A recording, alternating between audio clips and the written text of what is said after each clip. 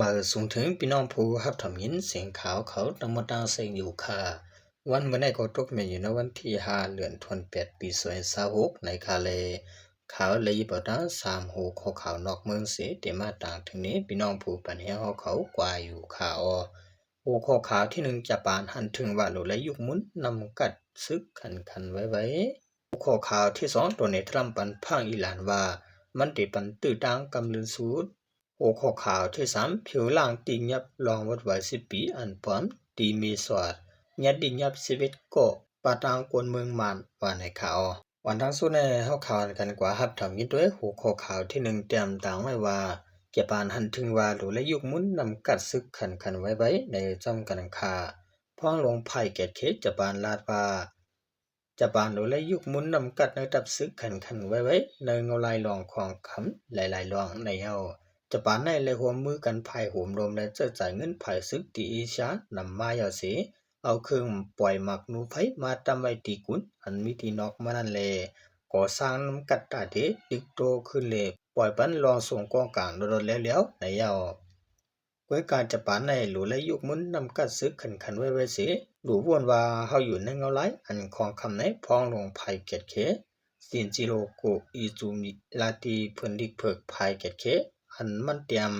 กูปีนั้นว่าไหนที่ในปืนตีเอเชียแปซิฟิกนั้นเคแลโกเรียหัวเฮ็ดให้นำกัดซึกเขาขึ้นเยอะมาเสียมกาเฮ็ดให้ลองหัวมือเขและเชียเลโกเรียหัวขึ้นเยอะมาแทงไหนโกโจมี10 ลาดแทงดังไหนพื้นดิกเพิกหมอยจะปานั้นลาดว่าเขเหตุการณ์จอมหิมหอมจะปานนำมาสิการตรงหนึ่งเขียนในลูกตีอันจ้ามเครื่องหลักเหมือนน่ะสิสั่งตึกตัวเฮาโกเป็นระยะจะปานขึ้นยึดเป็นรองห้ามตาบกันส่งเครื่องกองกลางออกทางนอกข้างเขามือเหลือนเอบเหลือนั่นว่าไหนไว้การนักเพิ่นดิกเพิกนั่นลาดนี่ว่าลองอยากฝึกการเฮ็ดออกกองกลางนำเมืองนั่นสิลาดว่าจังตุ้มตึกการซื้อเครื่องกองกลางและการโครงสร้างในเยา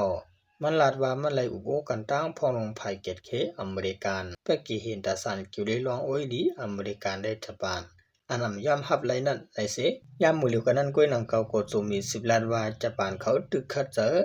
หัวมือกันตั้งภายหัวรวมตั้งฟิลิปปินส์ออสเตรเลียและโคเรียจันเจมเซนอยู่ว่าในข่าวเมืองจะปานก็เป็นเมืองนั้นไปปิญญาสูงอันหนึ่งค่ะเนาะ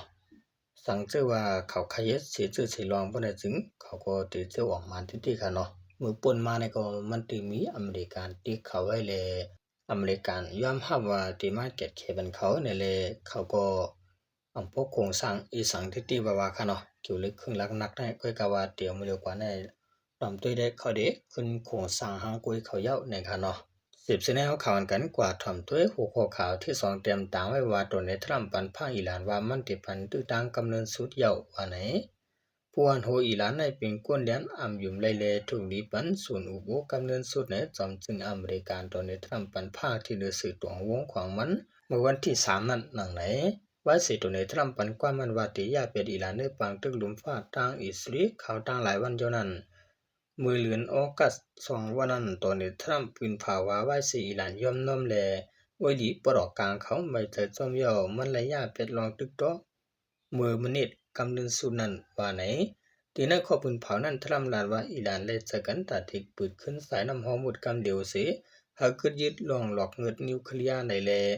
อิหร่านย้อนอย่าไปตึกยึดเขากุ้ยในยาวกุ้ยกะว่าสิปืนเผาแผ่นกันสารคันและยึดเป็ดยาวหลายโจมองนั้นอิหร่านย่ำนำสังเสเหตุให้ทรัมป์เนว่าผู้อันหูอิหร่านเขาเปลี่ยนกุนเลียนอันยุ่มเจริญเมื่ออิหร่านไปปีเป็นนั้นทรัมป์ยามลาดว่าอิหร่านที่เก็บควันคือจะลัดผ่านสายน้ำหอมมุดันเยาเลยภายเฮากดที่เลยเก็บควันเหมือนกันอิหร่านลาดว่าเลยย่อมนำเลยมิลองอุบโอกันสั่งไหนทรัมป์ลาดว่าผู้อันหูอิหร่านเขาในเปลี่ยนกุนเลียนอันยุ่มไลเขาย่อมโหดทบกันนั่นกำพองว่าเป็นรองย่อมน้ำในเยาเขาเดปันขยามตาอุโอตาให้เขาเลยลงลายมือกว่านั้นที่ปันขยามเขาเทียงปกหนึ่งให้เป็นกำเนิดสุดว่าไหนในข่าวพอขามาด้วยตัวนี้ทรัมป์ในก็จะเคยดีก็ดีจะเคยให้ก็ให้1 วันเป็นกว่า1 ลองเป็นกว่า1 นิ้วในค่ะเนาะมือกำมันตั้งนั่นก็ว่าแต่หัวมือกันตั้งอิสราเอลสิกวาดล่างแวดตัวถึงอิหร่านยอมรับว่าฮับมือติ๊กตัวระยะในขณะก้อยกว่ามือเลียวในทำ เดปันตื้อดังข่าวยามกำเนิดสุดเทียงวันไหนค่ะสืบชแนลข่าวอันกันกว่าถอมด้วยหัวข้อข่าวที่3เตียนต่างไว้ว่าผิวลานติงยับลงเฮ็ดไว้10ปีอันปอมที่มีสอดเนี่ยติงยับชีวิตเกาะประดังกวนเมืองมันในจอมกันค่ะเมื่อวันที่4เป็นเดือนสวยสาวกมื้อวานใน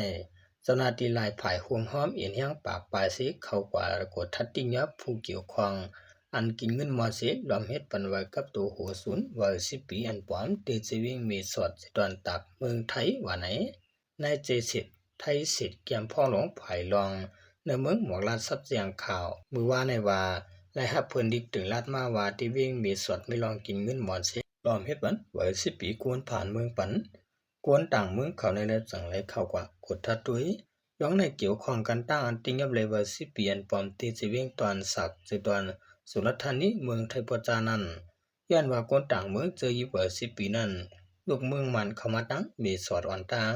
เมื่อจับจำลำตัวเถียงจึงเลยหัวกาเฮ็ดวัย10ปีเลยปันยี่ก็ละ40,000ถึง100,000 บาทต่อ1ก็กดทัดแลอันว่าตั้งซึ่งละเฮ็ดปันกว่าตากวน7ปากก็ในเขาจะนั้นกำพองในมีพาสปอร์ตไว้คาเมืองมาแลกำพองซ้ำเฮ็ดไว้คำเดือนเดือนเสเข้ามาสั่งว่าไล่ออกหมายติงยับไว้ผู้เกี่ยวข้องตา17ก็อ่อนตั้งถึงวันที่4เดือน26ในเจ้าหน้าที่ภายพ่องำภายกดทัดกวนเขาเมืองภายห่มลมหมายพางกวนเมืองภายตึกโตลองกินสู้กินลาบเลบริการในพื้นที่เขาเอียนเฮียงปาก30ก็สิลงกดทัด25ตีในจะวิ่งมีสวัสดติงยับเลยผู้เกี่ยวข้องจะเป็นเจ้าหน้าที่ภายเฮ็ดออกวันหมายพัง1ก็ลูกจ้างโจขาวภายเฮ็ดหมายพัง1ก็เจ้าเฮือนอันปันเจ้าปรับเส้นหมายมุงหอเฮือนแลกำแถมปันตา2ก็คนเมืองมานอันมอนเงเสียเสือวัย10ปีตาเจก็ห่มตั้งเสียงชีวิตก็ในยาวในอันตึกไปรถนั้น